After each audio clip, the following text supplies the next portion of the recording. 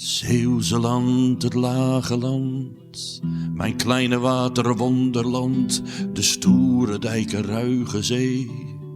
Ik nam jou in gedachten mee, de halve wereld was ik rond, maar nergens waar ik het plekje vond. Tussen Schelde, Oost en West, daar voel ik mij toch op mijn best. Het land van welvaart, overvloed, daar klopt mijn hart, stroomt mijn bloed. Hier sta ik en verhef mijn stem en schreeuw dat ik gelukkig ben. Nergens in de wereld is de lucht zo blauw, zo goed de vis. Mijn Zeeuwse land, mijn lage land, ik worstel en kom boven land.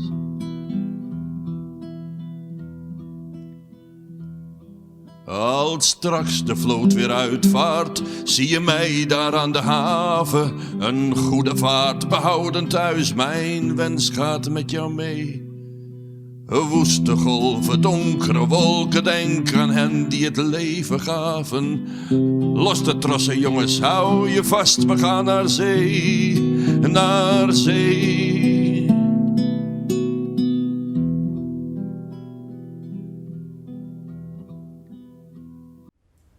Naar zee.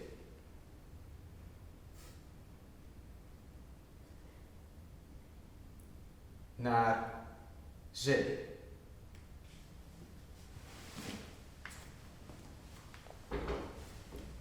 Mijn leven te water laten. Op zee. In de wind. Op de golven. Mijn smaak in grote reizen pekelen. Met door winden opgeworpen schuim. Gidsen. Snijden. Kerven in winden. Schuim en zon. Mijn zenuwen als touwladders gestrekt.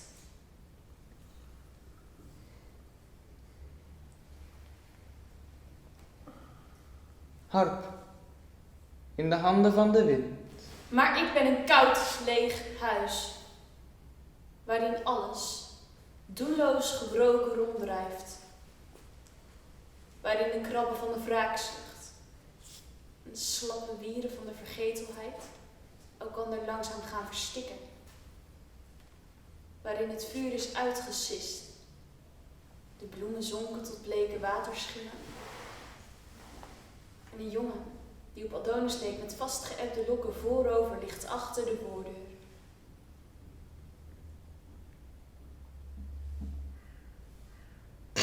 Ja, sorry hoor. Waarom spelen we eigenlijk een overstroming? Waarom spelen we geen andere ramp? De Bijlmer, met dat vliegtuig in die flat. Of Enschede, met dat vuurwerk in één klap, heel die wijk weg. Bah! Dat is toch ook allemaal willekeur? Iets internationaals. De kernramp in Fukushima. Kom op. Nee. Nou, als het dan per se allemaal natuurrampen moeten zijn, waarom spelen we dan niet de tyfoon op de Filipijnen? We kunnen toch niet het leed van heel de wereld gaan naspelen? Je moet een beetje gevoel voor traditie hebben, hoor. Ja, precies. 1953. Zeeland. Zuid-Holland niet te vergeten. Die bedoel ik.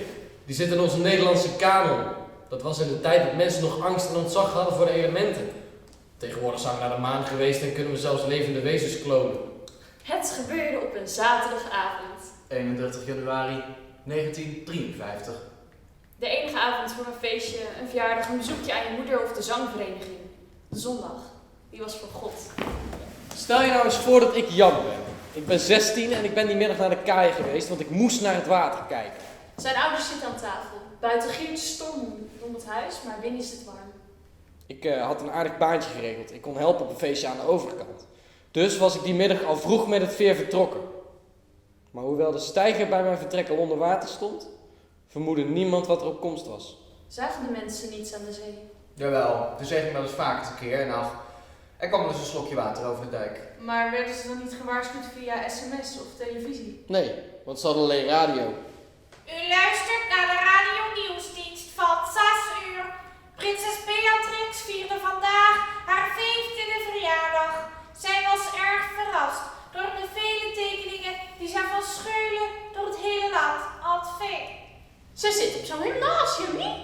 Tja, een hele bolle boos. En dan nu het weerbericht van het Academy in de beeld. Boven het noordelijke en westelijke gedeelte van de Noordzee woedt een storm tussen Noordwest en Noord. Verwacht mag worden dat de storm de hele nacht zal voortduren. In verband hiermee werden vanmiddag om 5:30 de groepen Rotterdam, Bergen op Zoom en Willemstad gewaarschuwd voor gevaarlijk hoog water. Ben er niet gerust op dat onze Jan van Deventer in de overkant zit. Met die storm heet de weerboot misschien niet terug. Bij wie blijft de man? Straks elten mee van alles en nog wat iets. Had je broer heeft hem toch gevraagd, die zijn huis wel voor hem zijn. Nee. 16 en nu als schulden. Want die zeggen allemaal niet in de kopbeeld. Ik had een illusie. Mijn familie zou het beter krijgen. Ik wilde een tractor kopen, want met een tractor kun je veel meer werk verzetten en dus veel sneller geld verdienen. En op een dag zag ik zo'n tweedehands tractor staan en ik moest dat ding hebben. Het was een kans die ik niet kon laten lopen, dus ik kletste wat bij enkele notabelen over moderne toekomst om wat geld te lenen. En dat lukte. Dus ik ga op een middag terug naar die zaak. Had een of andere rijke boer dat ding voor mijn neus weggekocht. Ja, waarom zou ik jou huren met dat ding? Ik kan het beter zelf weer kopen en jou er dan opzetten. En toen besefte ik het. Die rijke boeren zouden ons voor altijd voor zijn. Het was alsof er van binnen iets knapte, dus ik zette het op een zuip in Café de Hoogte. Ik kwam thuis zonder loon, maar ik schaam me niet voor de schuldeisers die bij mij aan de deur komen. Want wij hebben ook recht op vooruitgang. Als je maar niet weet in Café de Hoogte heet hoor, je weet wat er van komt. En verkeer tussen de notabelen, daar kan er nog wel van leren, nee. Ik ben er niet gerust op. Als het net wordt, dan is er sok op. Als ons Jan nog maar meer rust laten. Vanmiddag die stond het werk tot boven aan de dik. Waar moet dat als vloer vanaf, hè? Niet hebben. En die vloeien zijn zo titee. Maar zeker is dat ze het weer niet. Ga met je nooit niet zo druk. En zijn hart is al een goeie jongen. Ja. Hey. Ja. Die modemensen. Die willen ook altijd wat anders. Nu is het al over lentemode, alsof je ieder seizoen iets anders draagt. Ja, moet is wat, hé. Het is waar. De kranten en tijdschriften van toen staan vol nieuwe lentemode. Uit Parijs natuurlijk.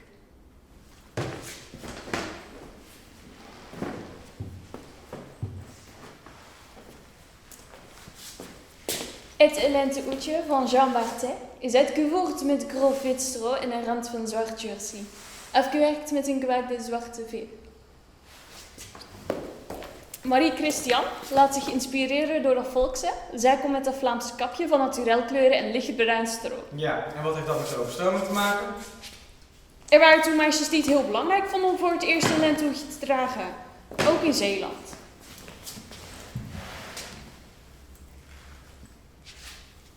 Ik ben in Parijs geweest. Die stad heeft de toekomstdroom mij maar wakker gemaakt. Vanavond, dan maak ik mijn entree in de wereld van de notabelen. Dat is tenminste een begin. Later, dan ga ik in Parijs wonen. Of in een andere grote stad. Het is helemaal geen weer voor een lentehoedje. Nou ja, Gilles, die komt mij vanavond ophalen. Met de auto. Er wordt aangebeld. Sarah pakt zenuwachtig al haar spulletjes bij elkaar en beneden zijn de stemmen van de moeder van Sarah en Gilles hoorbaar.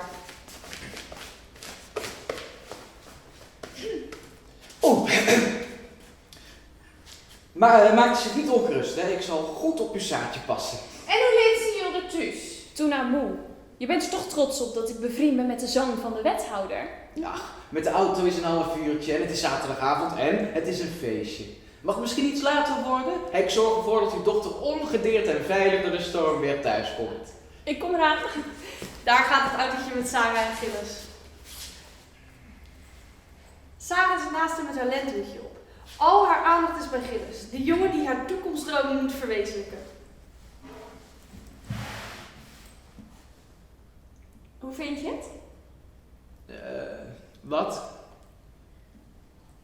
Oh, niets. Ik ben in Parijs geweest. Ah, is Parijs leuk? Nieters, ik ben op de Eiffeltoren geweest. Wat is dat voor toren? Hij is stikberoemd. Een ijzeren toren met 4 poten en daar kan je helemaal bovenin komen. Wat doe jij nou? Ik speel iemand van de stormvloedwaarschuwingsdienst. Ik vertrouw het niet en ik kijk nog even naar de weerkaarten. Straks, we gaan eerst naar het feest. Op het feest liep Sarah trots naast Gilles. Ze danste. Nou, kom Saartje, laten we even naar buiten gaan. Is hij zo terug? Nou, wat romantisch. Als ik zo vrij mag zijn, deze scène is niet echt reëel. Het is februari, ijskoud en er staat windkracht 12. Bovendien had de burgemeester juist het woord genomen.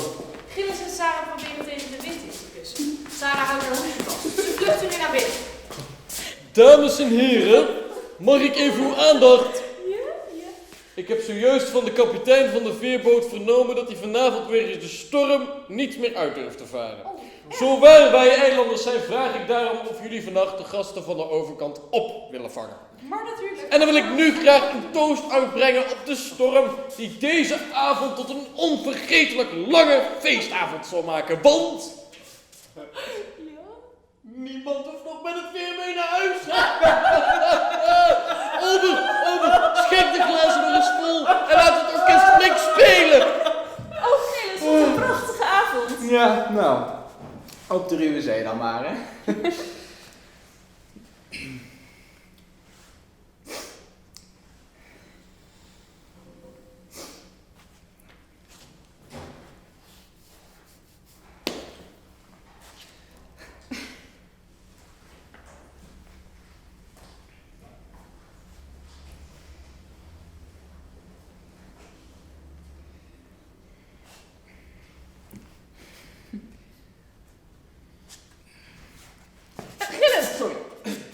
Sorry. Er is nog genoeg tijd. Ja, sorry. Want je bent ook zo mooi, hè? Hier, neem mijn hand. Ja. Wat doe jij hier? Ik ben Jan, Sarah. Gilles? Gilles van der Sluis. het zoontje van de wethouder, niet? Ja, en waar bemoei jij je mee? Dat is geen Silvische kap hè, die jij er draagt. Sarah, zei je. Uit Parijs. Nou, pas maar op. Ons klimaat is niet gemaakt op dit soort hoedjes. Nee, en ook niet op types zoals jij. Want ik weet wie jij bent. Jan Siekens. Je hebt schulden. Hier, heb ik gehoord. Tja, het luxe bestaan van een wethouderszoontje, dat ken ik niet. Maar vermaken jullie je maar tussen de hoge heren. Ik ga naar Café de Hoogte. We vragen aan de kastelein of hij nog een slaapplaats heeft voor de nacht. Ik krijg nu het idee dat jullie deze gast van de overkant op willen vangen. Jullie kan helemaal geen verantwoordelijkheidsgevoel. Geen idee voor wie hier te wachten staat. Ja, Hilversum. Hier met het KNMI in de beeld. Ik ben van de Stormvloed Waarschuwingsdienst en het ziet er niet goed uit met het weer. Zou de radiozender vannacht in de lucht kunnen blijven zodat er via de radio gewaarschuwd kan worden? Ja, met Hilversum hier. Zeg, het nieuws van 11 uur is al geweest. Ik ga de dag al afsluiten. De lichtschepen uit de Noordzee melden al sinds 9 uur vanavond orkaankracht. Langs de kusten zijn windsnelheden van 135 km per uur gemeten en de wind waait precies uit het noordwesten. Ja, maar daar kan de radio toch niks aan doen. Nee, ik moet straks alleen nog het Wilhelmus opzetten. Maar meneer, er kunnen daken van huizen afwaaien, er kunnen bomen omvallen, er kan enorme schade ontstaan. Ja, en wat kan de radio daaraan doen? En de radio kan waarschuwen. Ja, meisje, moet je even luisteren, hè. Alle zenders sluiten elke dag om 12 uur. Dat gaat altijd zo. Ik neem daar de verantwoordelijkheid niet voor. Kan ik uw baas bereiken? Tja, nou ja, kijk, ik weet niet of u het goed vindt als ik u zijn privénummer loop te geven, hè? U dan niet bellen, meneer. Tja. Ja, u moet hem bellen, dit is een noodsituatie, dit is belangrijk. Nou, goed. Ik bel je zo terug, ja?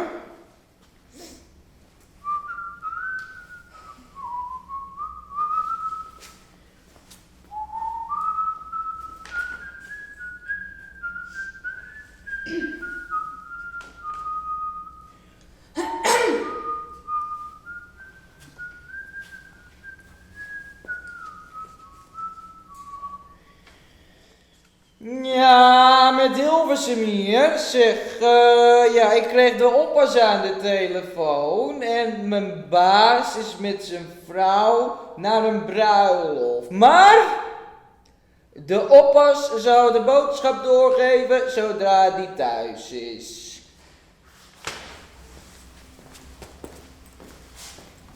Op de radio klinkt het Wilhelmus. De ouders van Jan zitten nog aan tafel. Vader staat op en draait de radio uit. Hij slaat zijn arm om zijn vrouw heen. Dan doet hij het licht uit. ten teken dat ze naar bed gaan.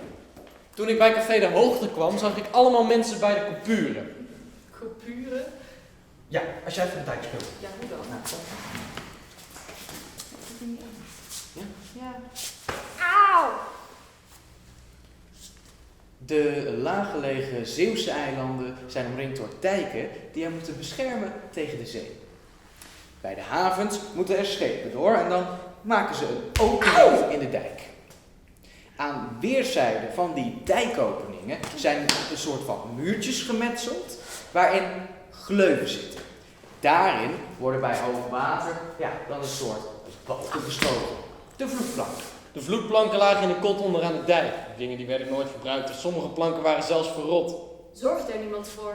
Jawel, de dijkgraven, dat waren notabele heren. Zij behoorden de planken en de dijken te controleren. Maar ja, vloedplanken zijn zwaar en de sleutel lag bij een boerenknecht. En meestal kwam het water. Zeg, ik weet niet of dit... Steeds meer mensen kwamen bij de coupuren kijken en bij de ouderen kwamen verhalen los. In 1906 was het erg, maar toen is het ook niet fout gegaan. En in de oorlog, toen de Duitsers de boel onder water hadden gezet, toen kwam het water niet hoger dan zo. Wat staan jullie nou te kletsen, riep de kastelein. Zien jullie dan niet dat het niet klopt met het water? Hij brak het slot van het kleine kot open en rond stonden mensen uit het dorp om hem te helpen de vloedplanken in de coupuren te schuiven. Tegen mij riep hij, haal onmiddellijk de dijkgraaf! Ik hou dit niet lang. Volhouden, wil je ons verdrinken? Nee. Ik rende opgewonden naar het raadhuis, ik drong me tussen de mensen door en greep de dijkgraaf bij zijn arm. Nee. Maar die voerde hem af en hij nam nog een neutje. Een ober wist hem uiteindelijk te overreden. Echt fris was de dijkgraaf niet meer, ik moest hem behoorlijk bijsturen. En toen we aankwamen zat de tweede rij vloedplanken al bijna in de coupuren. Mensen uit het dorp waren bezig zandzakken te vullen om die tegen de vloedplank aan te leggen. De dijkgraaf en de kastelein die kregen het flink met elkaar aan de stok. Wie heeft jou last gegeven om eigenhandig die vloedplanken te leggen? Daar ga ik over en jij moet daar met je poten van afblijven. Als jij nou niet onmiddellijk nuchter wordt en alarm slaat, krijg je met mij te doen. Snotneus. Ik heb altijd wel geweten dat jij een rode bent hoor.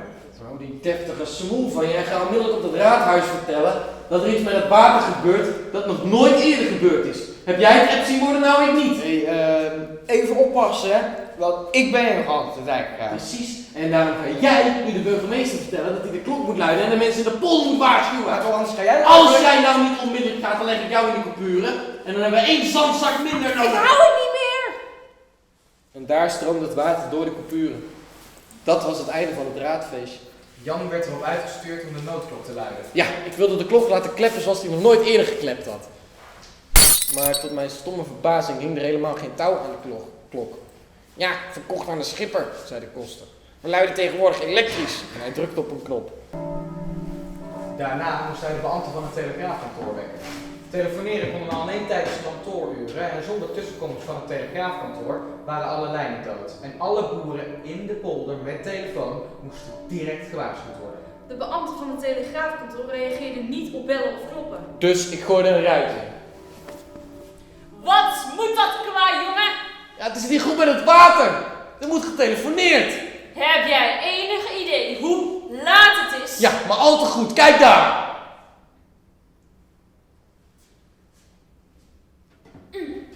Het is niet waar. Een ogenblikje.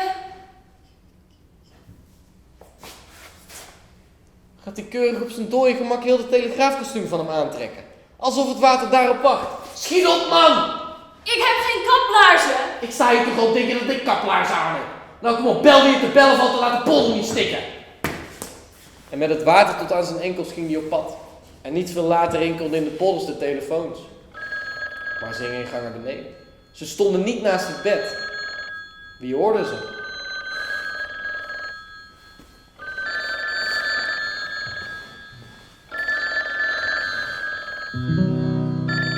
Wanneer de Noordzee koppig dreigt aan hoge duinen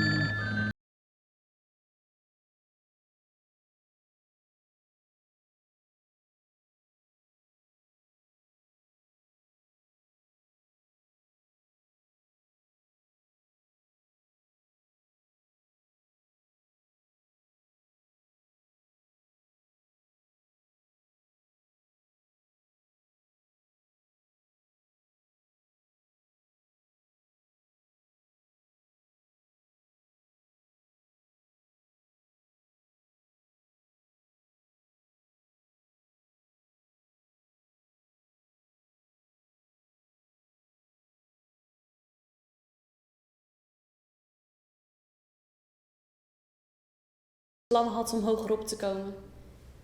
Ik herinner me nog goed het moment dat het water door de kopure heen kwam. Ik was woedend. Woedend op het water dat mijn avond met Gillis in de war gooide.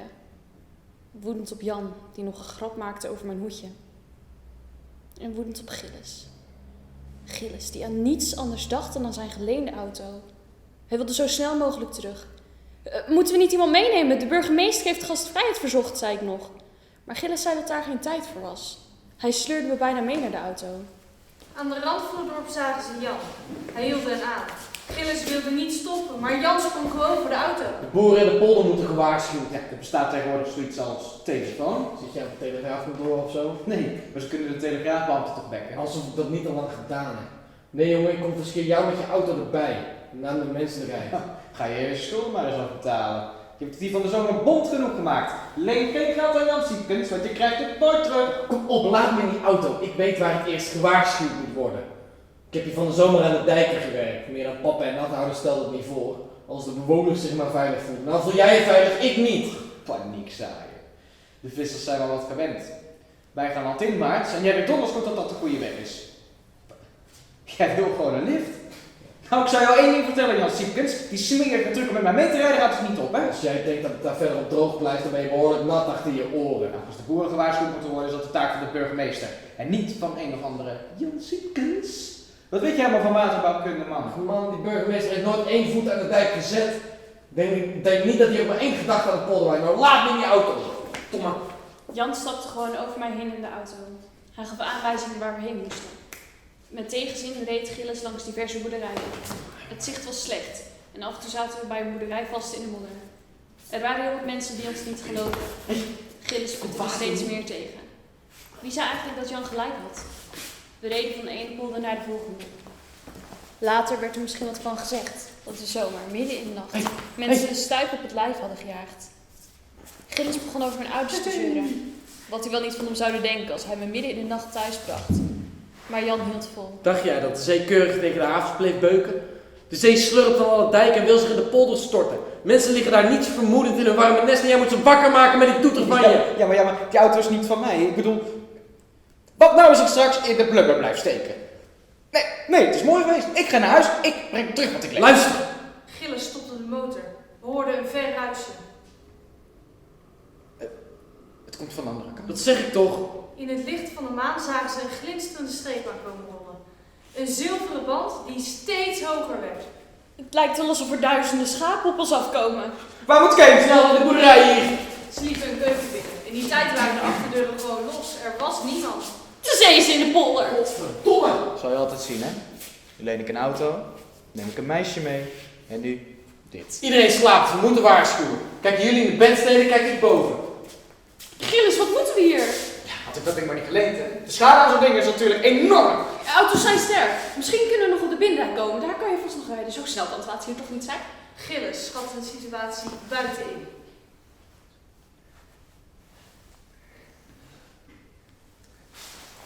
En misschien is het te proberen. Eenmaal op de binnendijk, dan blijven we misschien droog. Ik zal Jan waarschuwen. Jan wil natuurlijk iedereen meenemen en dan redden we hem niet. Maar we kunnen hem toch niet achterlaten? Als jij je thuis nog wil halen, dan moeten we hem nu smeren. Wij hoeven niet dezelfde keuzes te maken als Jan. We halen hulp in het dorp. Dat is ook waarschuwen. Misschien hebben ze daar een boot of een grote wagen om de mensen hier te redden. We kunnen helemaal niet iedereen redden, toch? Sarah, zonder meneer Siepkens waren wij al lang veilig thuis geweest. Ik vind het brutaal, maar ook altijd Sarah, samen alsof je weet wat gaat kom, gebeuren. Gillis en Sarah slopen door een stal. In een kortje krijste een varken. Sarah haalde een gouden deurtje van de grendel, zodat het varken ergens heen kon vluchten. Van boven hoorden ze iemand roepen. Het was Jan. Gillis! Sarah! Gillis, zullen we toch niet? Niet twijfelen, handelen. Ik wilde maar één ding. Naar huis. Naar mijn vader, mijn moeder en mijn zusjes. En weg van die Jan die een vreemde macht over me had. Boven, daar lag een vrouw te slapen.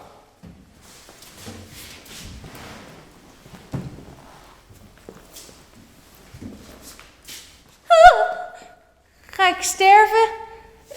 Komt u me halen? Nee, ik ben niet van die afdeling. Wie bent u dan? Ik ben Jan. Ik ken u niet. Er is een overstroming. Oh, is de waterleiding kapot? Ja, zoiets, maar nog veel erger. O Heer, onze lieve Heer. En daar kwam het water. Het rammelde aan de deuren en ramen. Waar waren Gilles en Sarah? Gilles! Sarah! De auto hebben we nooit bereikt. Binnen een paar minuten stond het water boven de kozijnen. We hoorden aan de voorkant de ramen breken. Het water stroomde de boerderij binnen. De deur naar de stal vloog open. Koud water beet in onze voeten. Koeien stront klotsten tegen onze benen. Door de staldeur dreven een paar stoelen. Een tafel bleef steken. Gilles en ik waadden door stro en stront en bereikten de tafel. Jan! Jan! Ik hoorde geroep uit de stal. Wat deden die idioten daar? Ik vloog naar beneden. Met een ronddrijvende bezem en een oude kapot die ik tussen de trap en de tafel manoeuvreerde, wist ik een toegang tot de zolder te maken. In de stal hoorden we de doodsnood van de koeien. Een oorverdovend geloei. Hoe kan dat? Dat is de waterdruk op je stuur. Waar is het licht? Kortsluiting. Waar is het licht gebleven? De maan. Soms is er licht van de maan. Heeft u kaarsen? Wat doen jullie De zee is hier? over de dijk. Het is de zondvloed. Ja, zonder maar weg. Wij dachten de wereld te beheersen. Wij dachten de zee te kunnen temmen. Met oorlogen, telefooncentrales, bombardementen, automobielen en het opwerpen van dijken. Nu blaast de adem van de storm over onze nietige levens. Het almachtige oordeel is gekomen. Niet alleen de dood van een oude vrouw, honderden mensen, vaders, moeders, baby's, dieren, alles. Alles zal overspoeld worden met nederigheid. Het is de Heer zelf die zijn blik van ons afwendt. Nou, ik stel voor dat we niet gaan zitten wachten op het lot of op de blik van een god, maar kijken hoe we hier weg kunnen komen. Het water blijft toch stijgen? Maar pak dan vast het wel, dan hebben we nog wat aan jou. Moest je trouwens in de stal met haar, we wouden nog even versieren voordat het te laat was. Gilles en ik... Hoor nog luid in de stad. Waarom houdt die klaksel niet op? Op een goed moment geeft hij het op, net als de koeien. Alsof er iemand voor lijk over het stuur hangt. Alsof u wil uitleggen wat er met ons gebeurd was als... Als wat? Gilles en ik wilden proberen naar ons dorp te komen. Samen, nou heb ik het gezegd. Sarah, je hoopte dat ik je bij thuis zou brengen. Is dat zo slecht? Ik geloof in die auto van jullie overtreft het geloof van... Ja, dat is godverdomme niet bij die ruimte gaan waarschuwen in de polder. Als Jan ons niet uit die stal had gehaald, dan waren we verdronken. Verdronken in de stront. O Heer, dat ik dit nog moet meemaken. Iedere avond denk ik, zal ik morgen nog wakker worden. En nu dit. Oh, kijk. Kijk, daar vaart een lichtje. Dat is een teken dat er nog hoop is. Nou, stel eens u neer, Joe. Nee, er komt een tafel aandrijven met een olielampje erop. Huisraad.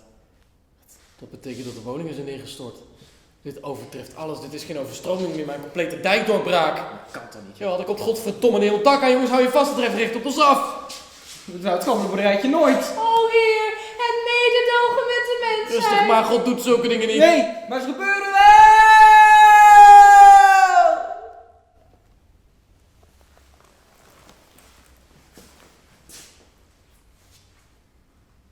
Het dak schrampte met een enorme dreun voorbij. Er zaten mensen op. Gillend, alsof ze in een achtbaan zaten. Uren zaten we in ijskoude angst. Huisraad en wrakhout bonkten tegen de muren. Geraas, gestorm, Gedreun. gegil, geloei. Tot alleen het geraas overbleef. De vloedgolf had zijn hoogtepunt bereikt. En om ons heen was niets dan zee.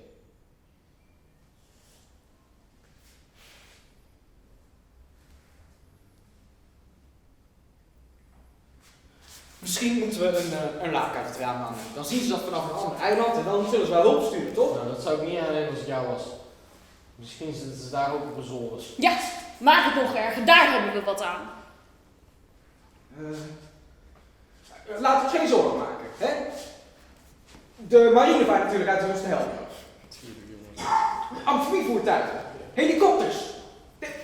Het leger wordt ingezet.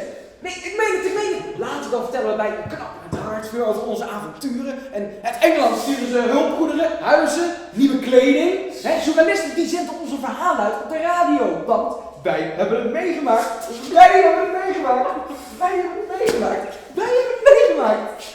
Wij hebben het meegemaakt.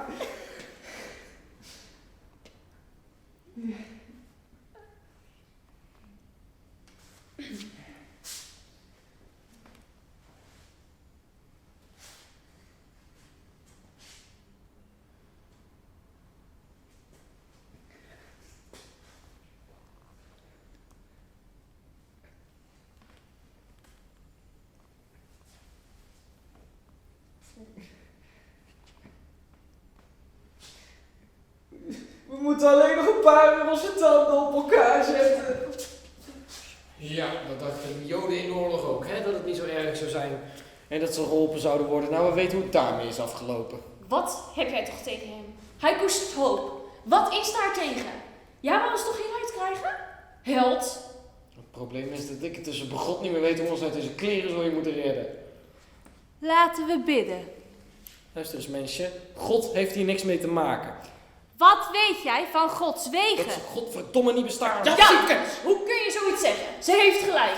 Als we dan toch niets anders kunnen doen, laten we dan bidden. Ja, als we sterven, dan sterven we tenminste goed. Ja, auto naar de klootjes, probeer je Argentina maar eens te redden, hè? Wat ben jij grof. Kom, oudje. Bidden. Onze Vader, die in de hemelen zijt, uw naam worden geheiligd, uw koninkrijk komen, uw wil geschieden, gelijk in de hemel, zoals ook op aarde. Geef ons heden ons dagelijks brood en vergeef ons onze schulden, gelijk ook wij vergeven onze schuldenaren. Hoor je dat, Leid ons John niet in verzoeking, maar verlos ons van de boze. Want van u is het koninkrijk en de kracht en de heerlijkheid tot in eeuwigheid. Een boot! Amen! De Heer heeft ons verhoord! Toeval natuurlijk, dat die vissers net toen langskwamen. De nacht was voorbij. Het was zo'n mooi moment. Je had die ogen van die vrouw moeten zien schitteren. Niet omdat ze een kans had om te overleven, maar omdat ze het zag als een teken van boven. Dat al onze zonden waren vergeven. Er konden er maar 2 mee met de boot en de vissers die zouden proberen om voor de volgende vloed terug te komen. Wie werden de helden die achterbleven? Gilles? Nee, Gilles was geen held. Mijn vader heeft een belangrijke positie. Die heeft een belangrijke taak in zo'n situatie. Als oudste zoon heb ik de zorg over mijn moeder en broertje. En daarbij heb ik ook de zorg over mijn meisje. Want ik heb beloofd haar veilig door de stoom weer thuis te brengen. Dus is het niets anders op dan dat Sarah en ik met de boot meegaan. Het ouwtje gaat mee. En wie zegt dat jij hier de baas bent? Wil jij de leiding? Je weet toch wat de rol is van een kapitein op een zinkend schip? Ik heb geen idee wat mij overkwam. In het begin wilde ik geen uur met Jan onder één dak zitten. Hij was grof en beledigend. Maar naarmate de tijd verstreek, ontdekte ik bij hem een grote, machteloze woede opkomen. Ik herkende die woede. Hij had net als ik een drijfveer die groter is dan het hier en nu. Dit ouwtje heeft haar hele leven heel hard gewerkt. Zij verdient het niet dat we haar hier nu laten stikken. Nou, ik vind... Als het aan jou had gelegen, waren jullie allebei al verdronken, man. Kinderen, laat mij toch achter. Ik leef niet lang meer, het is goed zo. Nou, zie nou, voor haar hoeft het niet meer. Kom Sarah, we gaan. Janneke zal gewoon van het bezorgen. Ik blijf. Kind toch? Ik blijf. Als jij helemaal betoeter! Als jij weg wil, dan ga maar. Oh ja, en je ouders dan, en je zusjes. Misschien komt het water er niet. Nou, ik blijf bij Jan. Sarah, Gilles. Jullie slaan elkaar de hersens nog in voordat je verdrinkt, joh. Sarah! Ja, hallo! Haal hulp, doe iets. Jouw familie heeft toch geen invloed? Die vissers wachten al veel te lang en zo goed voor het ouwtje. Waar is mijn hoed? Nou, dan, Ze komen! dan ga ik maar. Maak van de kou uw vriend. Maak van de angst uw broeder. Laat los als u los moet laten. Maar laat geen houvast aan u voorbij gaan. Ik neem jullie mee in mijn hart. Misschien is het zo geschikt.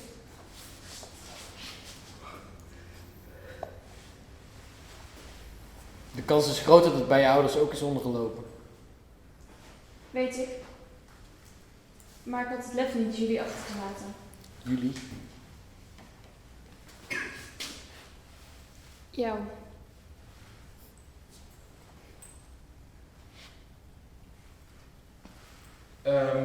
Ja, we hadden het over 2 willekeurige mensen, hè? Ja, met een eigen verhaal. Als die ramp er niet was geweest, dan zou ik leren kennen. Nou, ik heb zo'n grijze vermoeden dat Gilles niet meer voorkomt in het hele verhaal. Dus jullie denken aan een romantische nacht in de maanlicht. Ze hebben het in ieder geval samen overleefd. Sarah die was onder de indruk van Jan. Hij redde haar leven. Ja, maar hoor eens, die ramp is geen sprookje of zo. Weet je hoeveel Zeeuwen er zijn omgekomen? 1835. Ja, en dat zijn dus ook de niet-Zeeuwen. Het water heeft niet exact de provinciegrenzen aangehouden. Zuid-Holland, West-Brabant en zelfs op Texel is het ondergelopen. Maar dat weet haast niemand meer. Ik heb tijdens het bedrijven door wat research gedaan naar de ramp. Ik bedoel, je weet maar nooit met die klimatologische veranderingen en het smelten van die ijskappen. Die stormvloedkering, die is voor je het weet verouderd. Wat zou jij meenemen als je hals over kop alles moest achterlaten? Mijn fotoalbum. Een paar schoenen en warme kleren. Waar zou jij je leven voor wagen? Een mobiele telefoon. Geen contact lijkt het ergste. Dat je niet weet of het ergens op de wereld is doorgedrongen, dat je god weet waar op hulp zit te wachten. Telefoons en radio's zaten in die tijd vast aan draden en antennes. Die werkten al snel niet meer. Nee, weet je waar de mensen toen hun leven voor waagden? Tekens, warme kleding. Een kunstgebied dat beneden nog door de keuken dreef. De broodrommel met spaargeld. Hun fiets. De kippen. Of een beetje water uit een sneeuwvlok. Zo eenvoudig was het leven toen. Vind je dat niet mooi? Nee, nu romantiseer je. Het moet een hel van ijskoude angst geweest zijn. Hulpgeroep. Geschreeuw, Gegil. gekrijs, geloei. Gevels wankelen, schuren storten in, de zee is zwart. Mensen dobberen in het water op zolders, deuren en ledikanten. Het is een tombola van stoelen, tafelkleedjes. Sinaasappels. Schoenen. Wekpotten, flessen drank. Een verzopen trompet die in een boom hangt. Een hobbelpaard dat eenzaam op de golven deint. Opgezwollen kadavers die bovendrijven. Ontredderde koeien, die als ze al op tijd zijn losgemaakt, teruggaan naar een veilige stal, waar het water hen meedogenloos laat stikken. En paarden die op hun achterste benen met hun laatste kracht het hoofd boven water proberen te houden. En daartussen de spartelende mens. De mens die zijn toekomst probeert veilig te stellen door zijn zakken vol met sieraden te proppen. Het gewicht wordt hen noodlottig. Of de held. De held die met kaplaarzen aan polshoogte wil nemen. De kaplaarzen die lopen vol met water en hij komt nooit meer boven. Oh, of te dik zijn om door het zolderrampje te klimmen als de redding dan eindelijk nabij is. Van de kou. Geen gevoel meer in je handen en voeten hebben. Iemand in het water moeten laten glijden omdat vasthouden op is. Als een plastic zak in een boom hangen. En urenlang heen en weer geziept worden. 24 uur in een elektriciteitspaal zitten. Verkleumd, zeeblind, maar vastbesloten in leven te blijven. Afscheid nemen. Als het water weer stijgt. En nog eens afscheid nemen. En nog eens. Toch wegzwemmen van je verzuipende familie. Omdat jij wel kan zwemmen. En nog eens.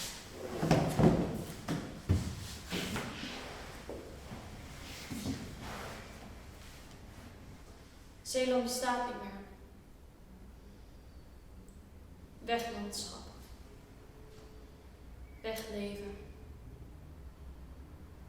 Wegtoekomst. In één keer alles weg. Weg-illusie. Redding. Dat is de enige illusie die nu nog telt. Ja. Met een uur wordt het hoogwater. Ja. Ik heb zo het gevoel dat die vissers het niet gaan redden om voor die tijd weer te zijn. Nee. Dit huis houdt het niet lang meer. Nee. Dan kunnen we nergens meer heen. Nee. Misschien leven we nog maar een paar uur. Ja. Nee, ja, nee!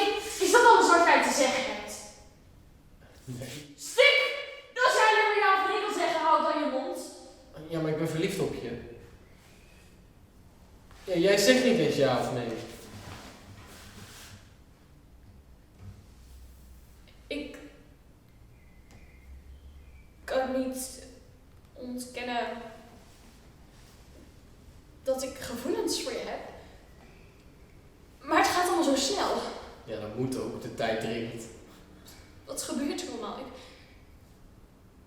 Ik heb het zo ontzettend koud.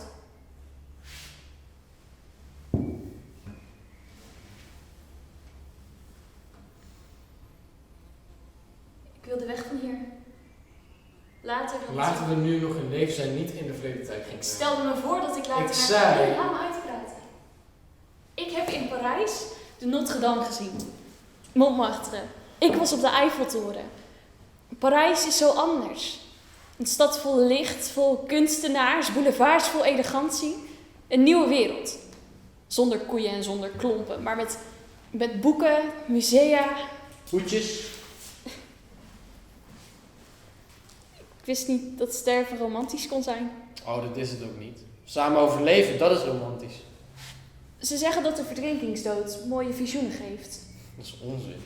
Dat is oude visserswijsheid om het verdriet minder erg te maken. Nee, het water dat wurgt je juist met zijn helse kou. Het blaast je op tot een enorme ballon en voordat je het weet, drijf je rond als het eerste beste stuk wrak. Haal toch niet alles zo naar beneden? Juist niet. Ik laat je zien dat we hier niet gaan zitten verdorsten en verkleumen tot het einde, maar kijken hoe we hier weg kunnen komen.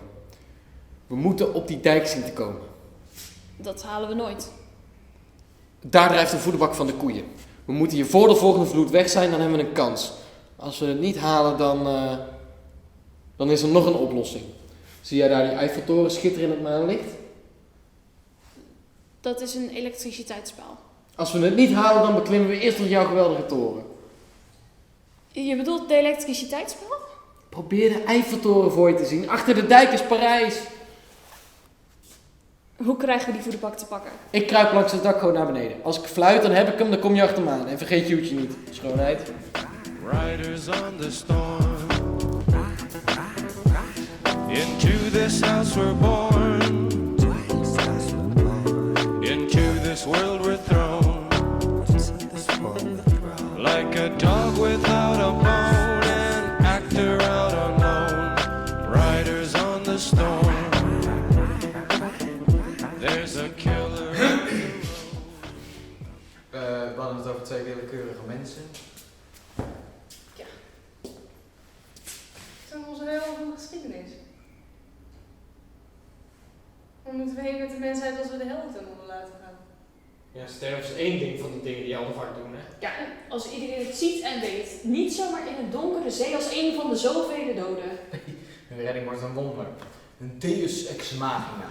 Dat gelooft toch niemand? Dan kunnen ze beter drinken. Nou, je hebt echt geen idee hoe makkelijk mensen in dit soort situaties in wonderen geloven.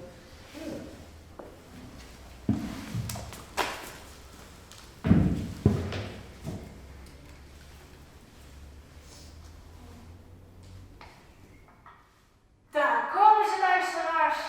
We zien alweer het bekende beeld. Ik zie een klein bootje dat ik schat maar liefst 2, 4, 5, 6, nee, 7 man aan boord heeft. Wat een vreselijk gevecht leveren deze mensen om hier te komen. Met man en macht wordt er geroeid. Verweerde handen trekken tegen de wind in aan de riemen. Wat een prestatie, wat een karwei, schitterend werk. Eindelijk zetten deze drenkelingen voet aan de zo begeerde wal. Het plaatselijke café is hun eerste voedsel, hun eerste warmte sinds dagen. Het café is overvol, maar vol is vol kent men hier niet. Luisteraars thuis, laten wij luisteren naar een van de mensen die zojuist is aangekomen. Mag ik u wat vragen? Hoe u heet? Sarah. Sarah van Heemst. En jonge dame, hoe was het? In een voederpak hebben wij de molendijk bereikt. We waren niet de enige daar, er was nauwelijks onderdak en voedsel. Heeft u ook enig idee naar de omvang van deze ramp? Nee. Vader? Moeder? Waar zijn jullie? Ik ben gered, horen jullie? Oh, Wees niet ongerust. deze sterke man heeft u gered. Ja, als u het niet erg vindt, willen we naar het café, hè? We zijn moe en verkleumd. Wat gaat u daar dan doen? Ik sluit me bij de vissers aan. Na het redden moet er nog veel gebeuren. De kadavers moeten worden opgeruimd. We hebben de ergste taferelen gezien. En lijken tussen het wrakhout. Mensen die, als ze een dijk zagen, te ongeduldig waren en alsnog tussen het wrakhout verdronken. En u? Mijn ouders maar zusjes, laat ze in godsnaam naar binnen zakken. Daar gaan ze. 2 mensen die het geluk hadden dat ze gered konden worden. En waarom de een wel en de ander niet, zult u denken.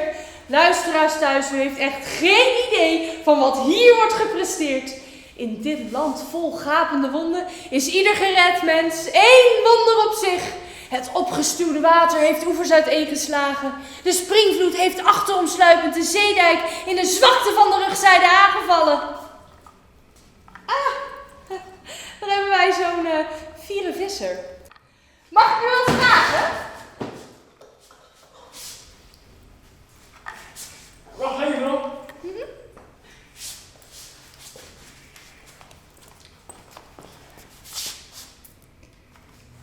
Hoe was het?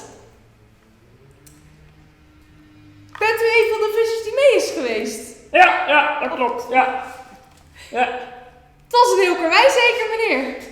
Ja, maar een boot kan het niet af, hè? Ja, maar heeft het... Hotsternok. En nu komt die bed weer opzetten, hè? Ja, nou, u heeft het toch maar even gedaan. Ja. Mogen wij u op deze plek een compliment brengen? Ja. Ja, het is onze plicht, hè? Ja, nou laat het u gegeven mogen zijn nog meer mensen te redden. Ja. Luisteraars thuis, wat een kracht, wat een zeeuwen. Zeeuwen die het doen, omdat het gedaan moet worden. Is er kinderen in deze zaal? Viespeuk. Daar!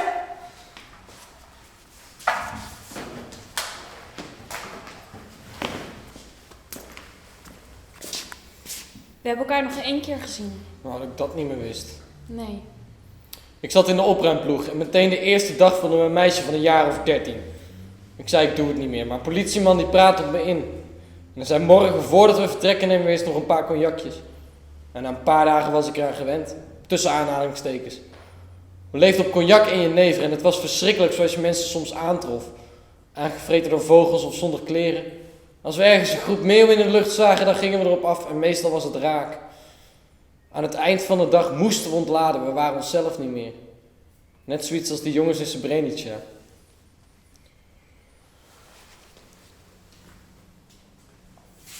Op een dag zette een van de jongens een dood varken in een kinderwagen. Hou op! Nee, je moet het horen. We hadden flink wat op en een van de jongens kleedde dat beest aan met een kindermuts en de andere een gein. Ze bonden mij een schort voor. Moe, hoe is het nou met de kleine, riepen ze nog. En gierend van de lach reed ik door de straat en daar stond jij. Hou op, Jan! Een treurige nimf in een rauwe wereld. En ik weet het, wat ik ook zei, niets kon dit goed maken. Voor jou heb ik de plaats in de boot afgestaan. De plaats die mij misschien wel in staat had gesteld te zorgen dat mijn vader, mijn moeder en mijn 3 zusjes gewaarschuwd werden.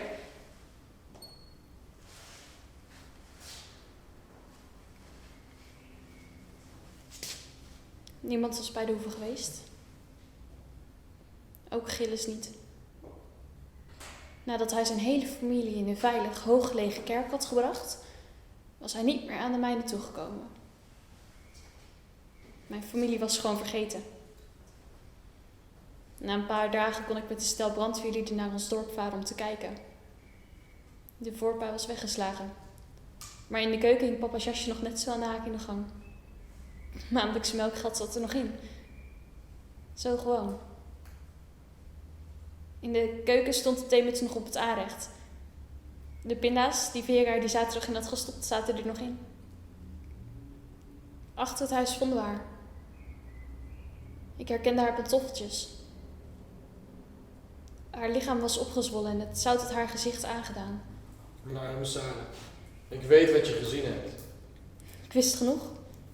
Mijn ouders zouden haar nooit hebben achtergelaten. Een paar dagen later werden mijn andere zusjes gevonden. Een maand later mijn vader. Mama is waarschijnlijk een stroomgat ingesleurd. Haar lichaam is nooit meer gevonden.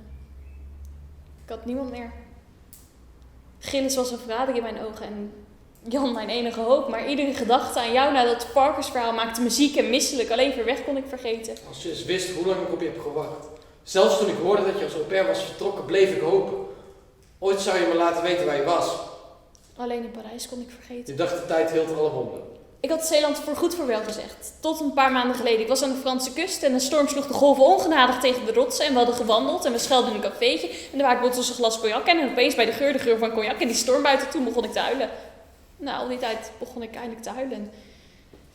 En daarom ben ik hier. Sarah, ik heb je hoedje nog. Een deel van mijn leven ligt hier. Zoiets kun je dus blijkbaar niet vergeten. Misschien is het nog niet te laat. De ramp zal altijd tussen ons in blijven staan. Ik kan in Parijs komen wonen. Ik had je niet tegen moeten komen. Ik weet natuurlijk niet of jij nog vrij Sarah! We kunnen ook gewoon vrienden zijn. Mijn jeugd is verdronken. Sarah! Mijn god. Ik hou nog steeds van je. Sarah, chérie, qu'est-ce que tu fais ici? Je cherche tout le temps de cette thune, Sarah! Ik denk dat ik moet gaan. Ja, ik denk het ook. Ik zal je nooit vergeten.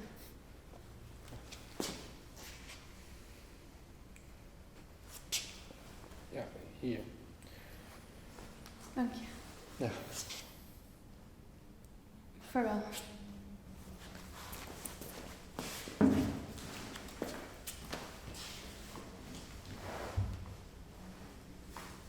Als de ramp er niet was geweest, hadden ze elkaar nooit leren kennen. Ja, maar door de watersnood is er nooit iets geworden tussen hen. Hoeveel Sarah's en hoeveel Jannen lopen er wel niet rond op deze wereld? Van buiten zie je niets, maar van binnen zit een groot litteken. Altijd op weg naar de toekomst, hè? Zo is het. Ons verhaal is ten eind, maar iedere toekomst wordt uiteindelijk weer een geschiedenis. Kunnen we nog zeggen dat er niet alleen rampen op de wereld zijn? Het is genoeg. Dit was Stormkracht.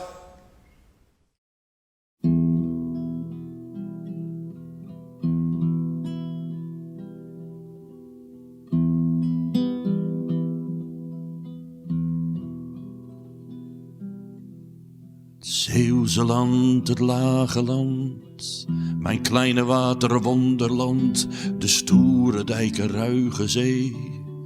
Ik nam jou in gedachten mee, de halve wereld was ik rond, maar nergens waar ik het plekje vond. Tussen Schelde, Oost en West, daar voel ik mij toch op mijn best. Het land van welvaart, overvloed, daar klopt mijn hart, stroomt mijn bloed. Hier sta ik en verhef mijn stem en schreeuw dat ik gelukkig ben. Nergens in de wereld is de lucht zo blauw, zo goed de vis. Mijn Zeeuwse land, mijn lage land, ik worstel en kom boven land.